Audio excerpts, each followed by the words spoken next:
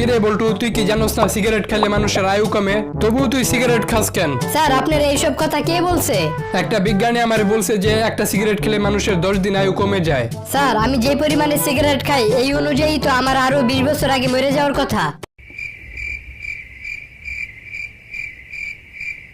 ভাই আপনার দোকানে মাথা নেড়া করতে কত টাকা লাগে? 50 টাকা লাগে। আর দাড়ি শেভ করতে কত টাকা লাগে? 20 টাকা লাগে। তাহলে ভাই আমার মাথাটা একটু শেভ করে দেন। বন্ধু জানোস আমি ইচ্ছা করলে আমার পিছনে মেয়েদের লাইন লাগাই দিতে পারি। তাইলে লাগাস না কেন? কারণ আমার আব্বাই কইছে ফুচকার দোকান দিলে পিটায় আমার পা ভেঙে ফেলবো। কিরে বন্ধু, তুই এখানে রোদ্রের ভিতর দাঁড়ায় আছোস কেন? আরে বলিস না, আজকে সারাদিন কাজ কইরা ঘামাই গেছি। তাহলে বাসায় গিয়ে বিশ্রাম কর, এই জায়গায় দাঁড়ায় আছোস কেন? আরে বেটা গামগুলো শুকানোর জন্য রোদের ভিতর দাঁড়ায় আছি, গাম শুকাই গেলে আমি বাসায় চলে যাবো। ভাই আপনার দোকানে জায়গা আছে? হ্যাঁ ভাই আছে। দাম কত?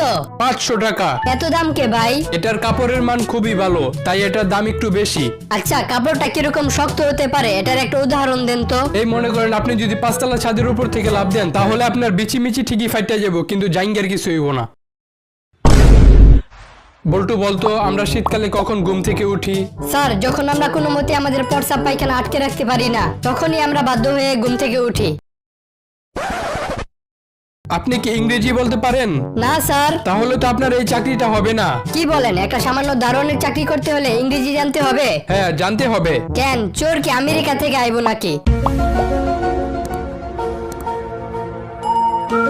বন্ধু কিরকম মেয়েকে বিয়ে করা উচিত না? তোর ভাবির পছন্দ করা মেয়েকে কখনো বিয়ে করবি না। কেন? কারণ পৃথিবীর কোনো ভাবি চায় না যে তার থেকে সুন্দর বউ ঘরে আসুক। একটা কথা সবসময় মনে রাখবি, ইচ্ছা থাকিলে উপায় হয়। এমনকি ইচ্ছা থাকলে লোহার ভিতর থেকেও পানি বের করা যায়। স্যার লোহার ভিতর থেকে পানি বের করতে আবার ইচ্ছা লাগে নাকি? মানে? টিউবওয়েলের কলরে চাপ দিলেই তো পানি বের হয়, আর টিউবওয়েলের কল তো লোহা দিয়েই তৈরি। বন্ধু একটা কথা জানোস? কি কথা? মেয়েরাই কিন্তু মেয়েদের শত্রু। কি উল্টাপাল্টা কথা বলতাছস? বিশ্বাস না হলে তোর গার্লফ্রেন্ডে তোর বউয়ের সাথে পরিচয় করায় দেখতে পারোস। বল্টু, তোমাকে কালকে ফাঁসি দেওয়া হবে। কি বলেন? আমার ফাঁসি তো 1 মাস পরে দেওয়ার কথা। আপনি নাকি জজ সাহেবের পরিচিত লোক, তাই আপনার কাজটা আগে করে দিতে বললো। বল্টু, তোমার অপরাধের পরিমাণ কম থাকায় তোমাকে এইবারের মতো ছেড়ে দেওয়া হলো। ধন্যবাদ। এখন তোমার যদি কিছু বলার থাকে তুমি বলতে পারো। হুজুর আমি কি আমার চুরি করা টাকাগুলো নিয়ে যেতে পারি? আচ্ছা, আপনাকে কে মেরেছে? আমার বউ। আচ্ছা, আপনার বউ আপনাকে মারলো কেন? বেশি কিছু না, আমার বাসায় আমার শাশুড়ি আসছিল আর তাই আমার বউ বললো বাইরে থেকে কিছু নিয়ে আসছে, আমি শুধু একটা ট্যাক্সি নিয়ে আসছিলাম।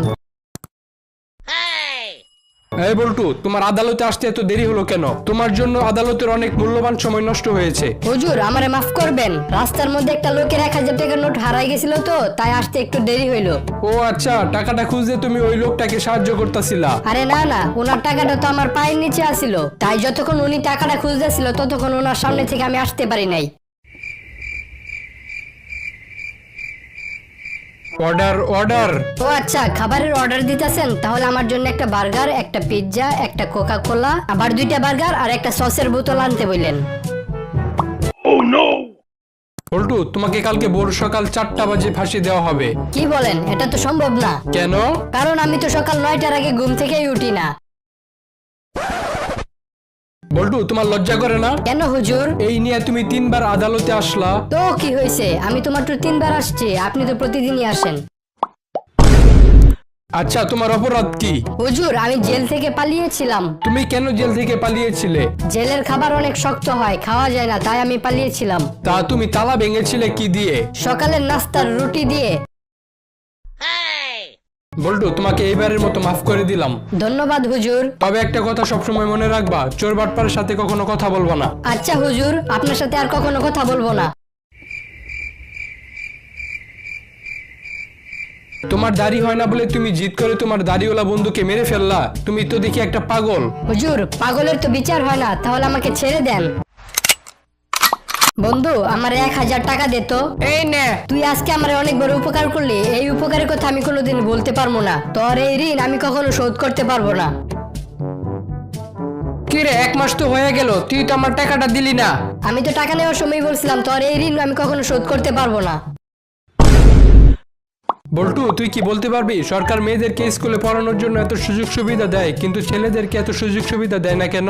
কারণ স্যার সরকার জানে যে মেয়েদেরকে যদি ঠিকঠাক মতো স্কুলে নেওয়া যায় তাহলে ছেলেরা এমনিতেই স্কুলে যাবে, আর সুযোগ সুবিধা দিয়ে লাভ কি? দোস্ত জানিস, আমার ছোট বোনকে ওর বয়ফ্রেন্ড একটা আন্টি গিফট করছিল, ওই আন্টিটা আমি আমার গার্লফ্রেন্ডে দিয়ে দিছি। কি বললি হারামজাদা? তোর ছোট বোনটা এত কষ্ট করে আন্টিটা গিফট করলাম, আর তুই ওই আন্টিটা তোর গার্লফ্রেন্ডে দিয়ে দিলি? আরে চিন্তা করিস না, তোর ছোট বোনই আমার গার্লফ্রেন্ড, মানে আন্টিটা ঘুরে ফিরে তোর ঘরেই গেছে। কিরে বল্টু, তুই স্কুলে আসতে তো দেরি করলি কেন? স্যার আব্বু আমারে বলছিল আমাদের গাবিটারে পাশের বাসার ষাড় গরুর কাছে দিয়ে আসতে, তাই আসতে একটু দেরি হইলো। এই সামান্য একটা কাজ তোর আব্বু নিজে করতে পারলো না? হ্যাঁ হ্যাঁ, কি বলেন স্যার? এই কাজ আমার আব্বু করবো কেমনে? এই কাজ তো শারীরিক করতে হইব। দোস্ত, আমি শুনলাম টাকা দেয় নাকি সময় কেনা যায় না? হ্যাঁ, কিনা যায় না। কই, আমি তো কালকে 10 টাকা দিয়ে রবি সিমে 15 মিনিট কিনলাম। বল্টু, তুই কি সাঁতার পারোস? না স্যার, আমি সাঁতার পারি না। হায় হায়, কি কস? একটা কুত্তাও তো সাঁতার পারে, তুই তো কুত্তার চেয়েও অদম। স্যার আপনি কি সাঁতার পারেন? হ্যাঁ পারি। আপনিও সাঁতার পারেন, একটা কুত্তাও সাঁতার পারে, আপনার আর কুত্তার মধ্যে পার্থক্য নাই, তাই আপনি একটা কুত্তার সমান। বন্ধু, আমেরিকার রাস্তা আর বাংলাদেশের রাস্তার মধ্যে পার্থক্য বলতো। আমেরিকার রাস্তায় বৃষ্টি পড়ার পর 5 মিনিট পরে ওই বৃষ্টির পানি গায়েব হয়ে যায়, আর বাংলাদেশের রাস্তায় বৃষ্টি পড়ার 5 মিনিট পর রাস্তায় গায়েব হয়ে যায়। সবাই মনোযোগ দিয়ে শোনো, কাল 3 প্রকার। যেমন আমি একজন ভালো শিক্ষক ছিলাম, একজন ভালো শিক্ষক আছি, একজন ভালো শিক্ষক থাকবো। আচ্ছা বল্টু, তুই এরকম আরেকটা উদাহরণ দে তো। স্যার আপনার ধারণা ভুল ছিল, আপনার ধারণা ভুল আছে, আপনার ধারণা সবসময় ভুল থাকবে। সৃষ্টির সেরা জীব মানুষ, এই মানুষকে সবসময় ভালোবাসতে হবে। যে মানুষকে ভালোবাসে না সে পশুর সমান। স্যার আপনার মেয়ে কি তাহলে পশু নাকি? কি বললি হারামজাদা? আমার মেয়ে পশু হইতে যাবো কেন? না মানে 1 বছর ধরে আমি আপনার মেয়েকে ভালোবাসি, কিন্তু আপনার মেয়ে আমার কোনো পাত্তাই দেয় না। দোস্ত, তুই যখন নাস্তা খাইতেছিলি না তখন ভুল করে একটা পোকা খায় ফেলছিলি। হায় হায়, এখন আমার কি হবে? আরে চিন্তা করিস না, তুই যে পানিটা খাইছিলি না ওই পানির মধ্যে আমি পোকা মারার বিষ মিশাই দিয়েছিলাম। দেখি তো আপনার সার্টিফিকেটটা। এই নেন স্যার। আপনি দেখি পরীক্ষা অনেক কম নাম্বার পাইছেন, আপনার মেধা দেখি অনেক কম। স্যার আসলে আমার মেধা কম না, পরীক্ষার হলে যে শালার খাতা দেখে লিখছিলাম ওই শালার মেধা কম, তাই পরীক্ষায় কম নাম্বার পাইছি। বন্ধু একটা কথা জানোস?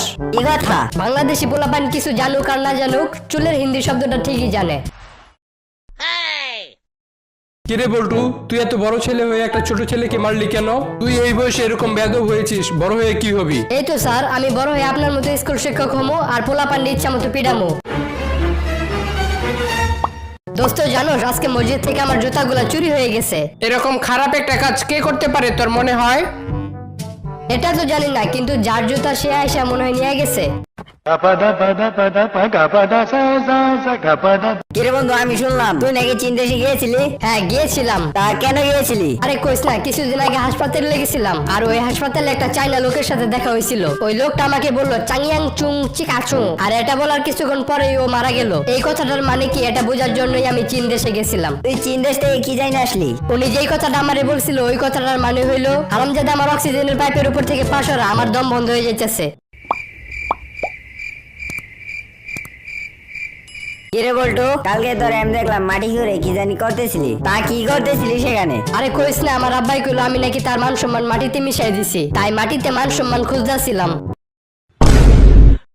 বন্ধু জানিস, আজকে আমার একটা সুখের সংবাদ আছে, একটা দুঃখের সংবাদ আছে। তা সেইগুলা কি কি? আমার সুখের সংবাদ হইলো আজকে আমার কোনো দুঃখের সংবাদ নাই, আর তোর দুঃখের সংবাদটা? আর দুঃখের সংবাদ হইলো আজকে আমার কোনো সুখের সংবাদ নাই। বল্টু, তুই কি মিথ্যাবাদী রাখালের গল্পটা শুনেছিলি? কোন গল্পটা স্যার? ওই যে তোর মনে নেই, একটা রাখাল প্রতিদিন মাঠে যেত আর বাঘ বাঘ বলে চিৎকার করতো, আর তাকে বাঁচানোর জন্য গ্রামবাসীরা ছুটে আসতো। কিন্তু একদিন সত্যিকারের বাঘ এসে পড়ে, আর সে জোরে জোরে বাঘ বাঘ বলে চিৎকার করতে থাকলো, কোনো গ্রামবাসী তার সাহায্যের জন্য এগিয়ে আসে না। জি স্যার, মনে পড়ছে, এটা যে অনেক শিক্ষণীয় একটা গল্প। তা এটা থেকে তুই কি শিখতে পারলি? আমরা যতদিন মিথ্যা কথা বলবো মানুষ ততদিন আমাদের পাশে থাকবে, আর সত্যি কথা বলা শুরু করলে মানুষ আর আমাদের পাশে থাকবে না।